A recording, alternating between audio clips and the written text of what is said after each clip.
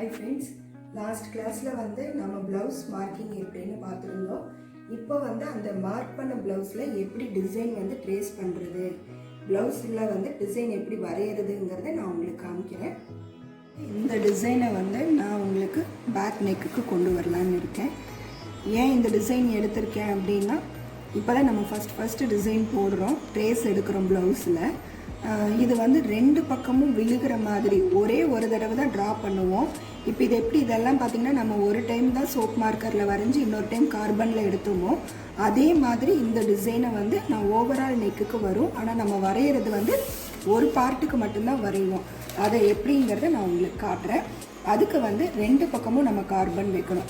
இப்போ ப்ளவுஸுக்கு வரைகிறதுக்கு உள் சைடும் வைக்கணும், வெளி சைடும் வைக்கணும், அதுக்கு மேலே ட்ரேசிங் பேப்பர் வைக்கணும். இப்போ நான் அதை எப்படின்னு உங்களுக்கு காட்டுறேன்.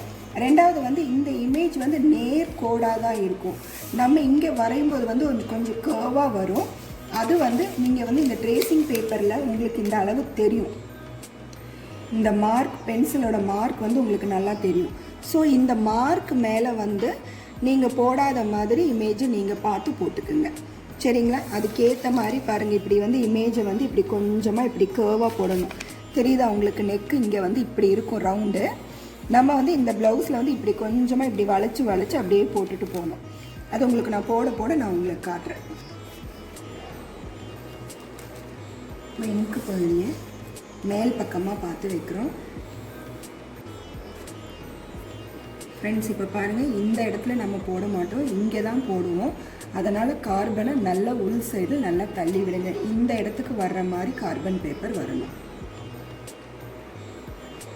நல்லா செக் பண்ணிக்கோங்க. இந்த ஷோல்டர்கிட்ட இருந்து இங்கே வரணும் கார்பன் பேப்பர். அதுக்கேற்ற மாதிரி உள்ளே வச்சுக்கோங்க. இங்கேருந்தும் ஸ்டார்ட் பண்ணணும். ஸோ கார்பன் பேப்பர் இங்கேயும் இருக்கணும், இந்த எட்ஜ்லேயும் இருக்கணும்.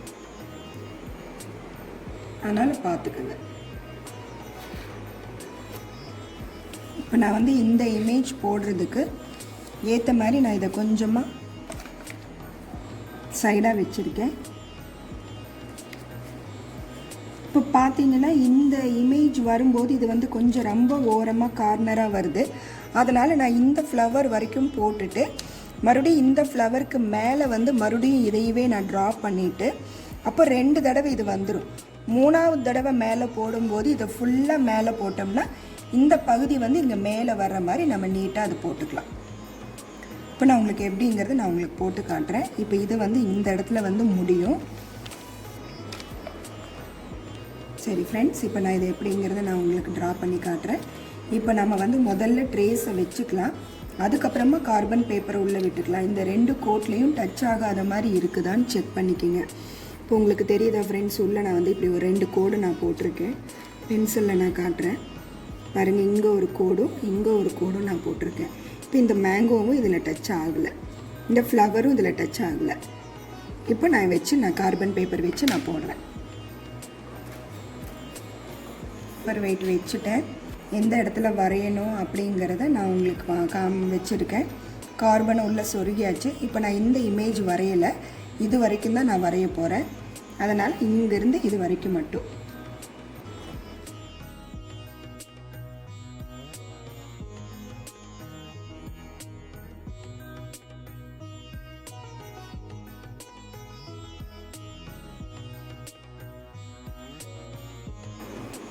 இப்போ இது வரைக்கும் போட்டு முடிச்சிருக்கோம். இதுக்கு மேலே நம்ம கார்பனை வெளியே எடுத்துட்டு மறுபடியும் ட்ரேசிங் பேப்பரை தூக்கிட்டு நம்ம பார்க்கலாம். ஃப்ரெண்ட்ஸ், இப்போ இந்த ஃப்ளவர் நம்ம உள் சைடு போட்டிருக்கோம் இல்லைங்களா, அந்த ஃப்ளவர் இங்கே வரைக்கும் வருது. ஸோ இந்த லீஃப் போட்டோம்னா இந்த பூ மேலேயே வரும். அதனால் இந்த லீஃபை மட்டும் விட்டுட்டு மற்ற பாட்டு மட்டும் நம்ம போடுறோம். நல்லா பார்த்துக்கோங்க. இந்த 2 கோட்லேயும் டிஸ்டர்பன்ஸ் ஆகாத மாதிரி போடணும். இது துணியில் நம்ம போட்டிருக்கிற மார்க்கர், பென்சிலோட மார்க்கு, இது 2லேயும் ஆகாத மாதிரி இதை போடணும்.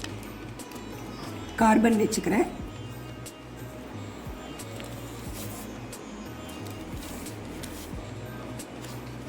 இப்போவும் நான் இது வரைக்கும் தான் வரைகிறேன். இந்த லீஃபை விட்டுறோம்.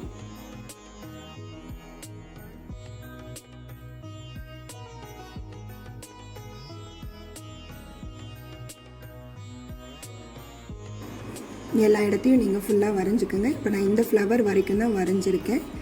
மேலே வரைகிறதுக்கு இதை அப்படியே மறுபடியும் நம்ம நகர்த்திட்டு வரையலாம். இப்போ இது வந்து நேர்கோடாக இருக்குது. இந்த ஃப்ளவரு இப்போ நம்ம வந்து நேராகவே நம்ம வந்து போட்டுக்கலாம். இப்போ இங்கே வரைக்கும் முடிச்சிருக்கோம். இதுக்கு நேர் மேலே வரும்போது பார்த்திங்கன்னா அப்போவும் கொஞ்சம் இமேஜ் மேலே படுது. அதனால் இந்த 2 லீஃபையுமே நான் விட்டுட்டு மேலே இருக்கிறத மட்டும் நான் உங்களுக்கு காட்டுறேன். இது வந்து இந்த லாஸ்ட் பார்ட் வந்து மேலே வந்து இந்த ஷோல்டர் கிட்ட வர்ற வரைக்கும் இந்த டிசைன் போடுறதுக்காக நம்ம அதுக்கேற்ற மாதிரி டிசைனை வந்து கொஞ்சம் கொஞ்சம் கட் பண்ணிக்கிறோம். எல்லாமே பண்ணி நம்ம ஜாயின் பண்ணி சேர்த்துற மாதிரி பண்ணுறோம். இப்போ இங்கே பார்த்திங்கன்னா ஒரு இடத்துல பார்த்திங்கன்னா நம்ம வந்து பென்சிலில் கொஞ்சமாக மார்க் பண்ணி நான் இதை வந்து ஜாயின் பண்ணியிருக்கேன். இந்த மாதிரி நம்ம கொஞ்சம் கொஞ்சம் அட்ஜஸ்ட்மெண்ட் பண்ணி தான் ட்ரா பண்ண முடியும். ஏன்னா ஒவ்வொருத்தவங்களுடைய நெக்கின் உயரம் அதிகமாகவும் இருக்கும், கம்மியாகவும் இருக்கும். அதுக்கேற்ற மாதிரி தான் நம்ம இமேஜ் வரைய முடியும்.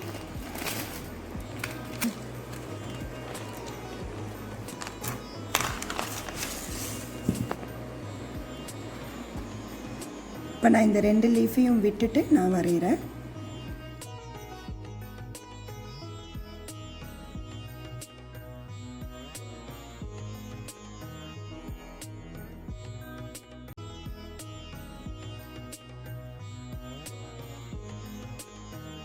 ஃப்ரெண்ட்ஸ், இப்போ பார்த்திங்கன்னா நம்ம வந்து ட்ரேஸ் எடுத்து முடிச்சிட்டோம். இந்த கார்பனை நகர்த்தி நம்ம பார்த்தோம்னா எப்படி வரைஞ்சிருக்கோம் அப்படிங்கிறது உங்களுக்கு தெரியும். இந்த மாதிரி வந்திருக்கு. இப்போ இங்கே ஏதாவது ஒரு இடம் மிஸ் ஆயிருந்ததுன்னா அந்த இடத்துல கொஞ்சமாக நம்மளே அதை டார்க் பண்ணிக்கலாம்.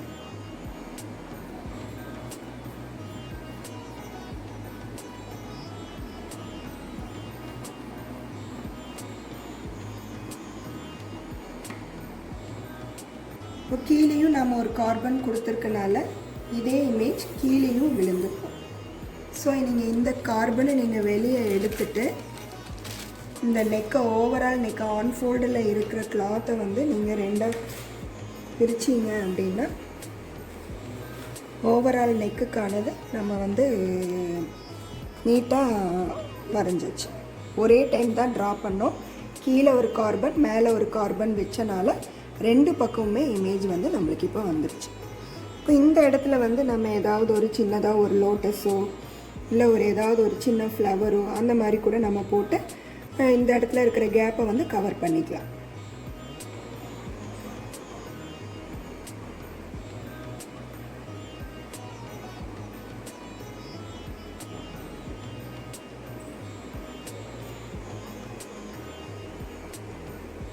ஃப்ரெண்ட்ஸ், இப்போ வந்து நம்ம பேக் நெக் வரைஞ்சி முடிச்சிட்டோம். இப்போ வந்து ஸ்லீவுக்கு எப்படி வரைகிறதுன்னு நான் சொல்கிறேன். இது வந்து ஸ்லீவின் உயரப்பகுதி, இது வந்து அகலம். இப்போ வந்து நம்ம ஸ்லீவில் வந்து எப்போவுமே பார்த்திங்கன்னா டிசைன் வந்து சென்டர் பாயிண்ட் நம்ம ஸ்லீவோட நடு பகுதியில் தான் இருக்கும். அதுக்கு தான் நம்ம இந்த மார்க் பண்ணி வச்சுருக்கோம். ஸோ இப்போ நான் வந்து இங்கே மாங்காய் போடுறேன். ஏன்னா இங்கே வந்து கொஞ்சம் மாங்காய் டிசைன்ஸ் வரனால இங்கே ஒரே ஒரு பெரிய மாங்காய் வந்து நல்ல டிசைனாக நம்ம போடுற மாதிரி போட்டுக்கலாம். அந்த மாங்காயை வந்து சென்டர் பண்ணி நம்ம போடணும். இப்போ நான் காட்டுற இந்த கோடு உங்களுக்கு நல்லா தெரியும்.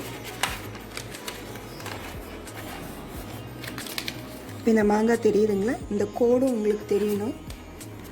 இதை வந்து சென்டர் பண்ணி நான் வச்சுருக்கேன். இப்படி நேர் கோடு. இதுக்கு வந்து நம்ம சென்டர் பண்ணிவிட்டு கீழே ஒரு கார்பனும் மேலே ஒரு கார்பனும் வச்சு நம்ம போட்டோம்னா 2 ஸ்லீவுக்கும் வந்துடும். அப்போ பார்த்திங்கன்னா ஒரு கையில் மாங்காய் இப்படி பார்த்த மாதிரியும் நம்ம கீழே வச்சு கார்பன் போடுறது வந்து மாங்காவோட இந்த பகுதி வந்து அந்த பக்கம் பார்த்த மாதிரியும் வந்துடும். அது உங்களுக்கு நான் போட்டு காமிச்சா உங்களுக்கு தெரியும். ஆப்போசிட் சைடில் வர மாதிரி இருக்கும். ட்ரா பண்ணிவிட்டு நான் உங்களுக்கு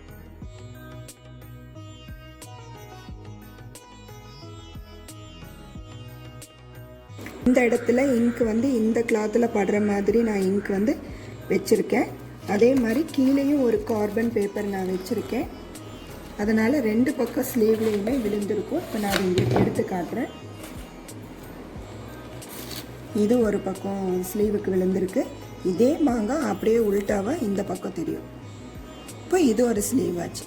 இப்போ 2 ஸ்லீவுக்கும் நம்ம வரைஞ்சிட்டோம். ஃப்ரெண்ட்ஸ், இதில் ஏதாவது டவுட் இருந்ததுன்னா நீங்கள் கண்டிப்பாக எனக்கு கமெண்ட்ஸில் போடுங்க. இப்போ வந்து ஃப்ரண்ட் நெக்குக்கு எப்படி போடுறது அப்படிங்கிறத நான் உங்களுக்கு காட்டுறேன்.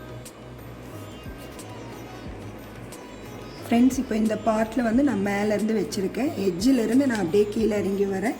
எப்போவுமே பார்த்திங்கன்னா நம்மளுடைய ஊக்கு பகுதி வரைக்கும் நம்ம டிசைன் போடணும்னு அவசியம் இல்லை.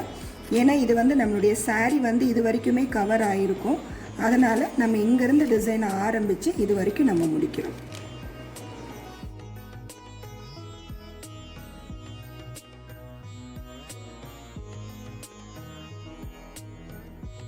டிசைன் போட்டு முடிச்சிட்டோமா, இதை எடுத்தால் எப்படி இருக்கும்னு உங்களுக்கு நான் காட்டுறேன்.